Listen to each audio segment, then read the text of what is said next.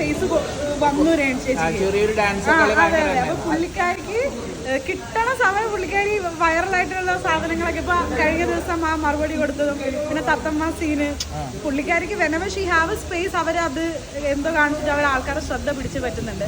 പക്ഷെ എനിക്ക് തോന്നുന്നു അവരെ കുറച്ചും കൂടെ ആൾക്കാർ ശ്രദ്ധിക്കുന്നത് മസ്താനി വന്നതിന് ശേഷമാണ്. പ്രീവിയസ് സീസണെ അപേക്ഷിച്ച് നോക്കുമ്പോൾ സീസൺ 7 വരുന്നതാണെങ്കിൽ കമ്പാരിറ്റീവ്ലി ഒരു വലിയൊരു ഓൾ ഉണ്ടാക്കുന്നില്ല എന്ന് പേഴ്സണലി തോന്നുന്നുണ്ടോ? എനിക്ക് തോന്നുന്നുണ്ടോ? അതെന്താ പറഞ്ഞു കഴിഞ്ഞാൽ ഇപ്പം വൈൽഡ് കാർഡ് എൻട്രീസ് ഒക്കെ വന്നിട്ടുണ്ട്.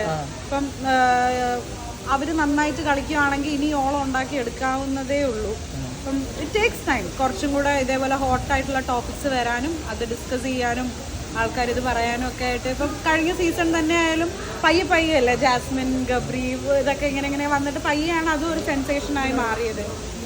കഴിഞ്ഞ സീസണിൽ എന്താണ് ജാസ്മിൻ ഗബ്രീഷ് ഉണ്ടായിരുന്നു, റോക്കി മറ്റേ സിജോയ്ക്ക് ഉണ്ടായിരുന്നു, അത് തുടക്കത്തിലുണ്ടായിരുന്നു. പക്ഷെ ഈ സീസണിൽ അങ്ങനെ പറയാൻ ഇതിപ്പം ഇത് തുടങ്ങിയിട്ട് 1 മാസമല്ലേ കഴിഞ്ഞു.